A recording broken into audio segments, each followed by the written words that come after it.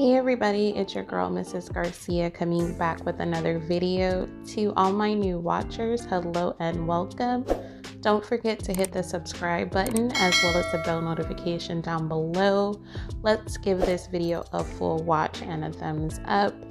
Today I am going to be showing you guys how I make my collard greens. I'm going to show you everything I put inside. Let's get started. So the first thing I always do before I do anything to my greens is clean my sink. I wash my greens in the sink. So make sure you give your sink a really good wash. So here I have about 6 bundles of collard greens, and you can use any greens that you can find for this recipe.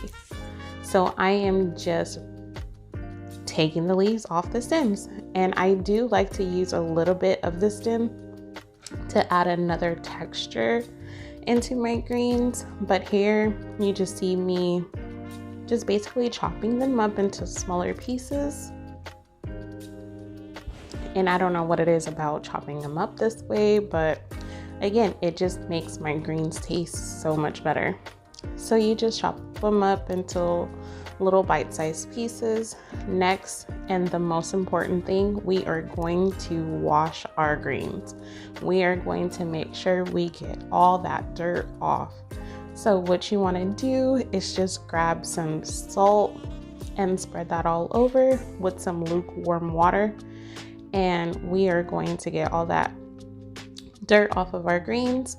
And the key to the greens, and this is what I was taught since I was little, is to wash them 3 to 4 times, and you want to wash them until they are bright green. So you see me start off washing them with salt, and I just do that, like I said, 3 more times. And I just fill the sink up with about enough water to cover the greens and enough salt to make sure all the dirt is getting broken down from the greens. And you just bunch them together. You can keep chopping them up if you would like.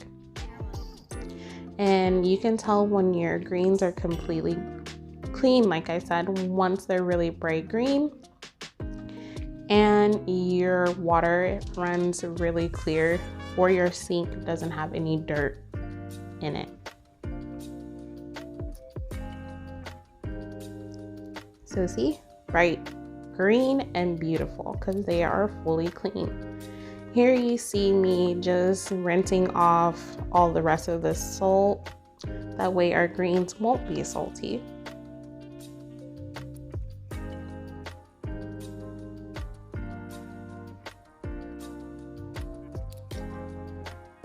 So now I add them to my pot, and we are going to start the seasoning process. So here I add about 1.5 cups of water. You don't need much water because greens do contain water.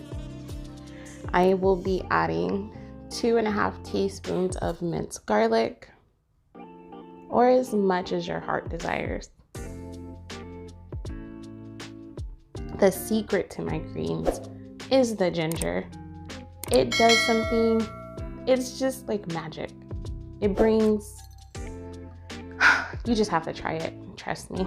And then next I will be adding 1/4 cup of the peppercini juice plus a handful of the pepperoncinis. Now this is optional along with the ginger. That is also optional. You do not have to add it if you don't like, but they take your greens to the next level.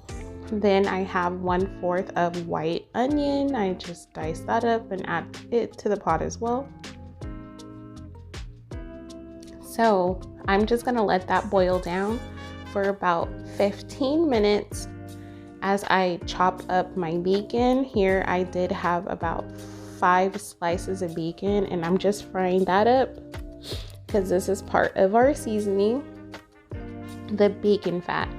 Now again, if you are vegan or just don't eat meat or don't eat pork, you do not have to add the bacon. You can use turkey bacon if you would like, or you can use 3 teaspoons of extra virgin olive oil. So here you see that our greens have wilted down a little bit, and the magic, adding the bacon with the bacon fat. Oh, delicious. A lot of people do add ham hocks to it, and you can do that as well. I just prefer mine with the bacon because I'm not big on ham hocks. So our other seasonings will be garlic powder, seasoned salt,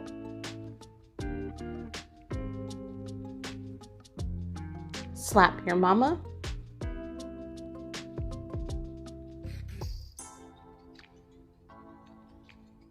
lemon pepper,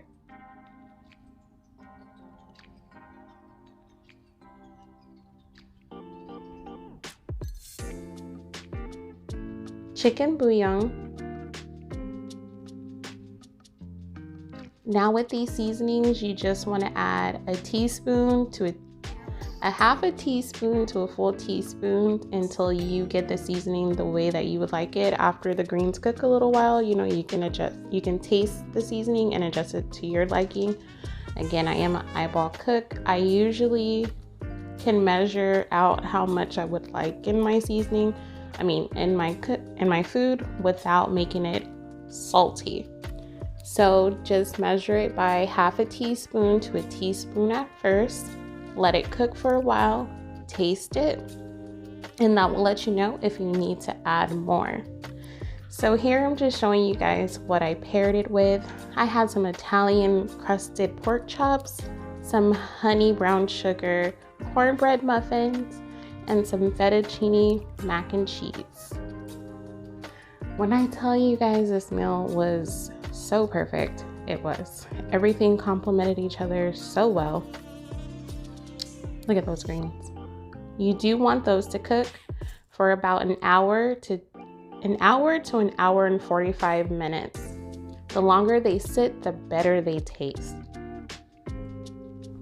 This is perfect for Sunday dinner. This could be a Christmas dinner.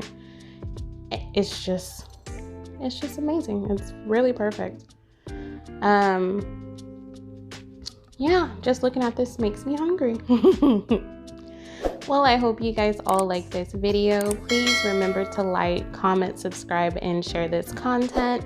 Hit the bell notification down below so you can be notified for the next video.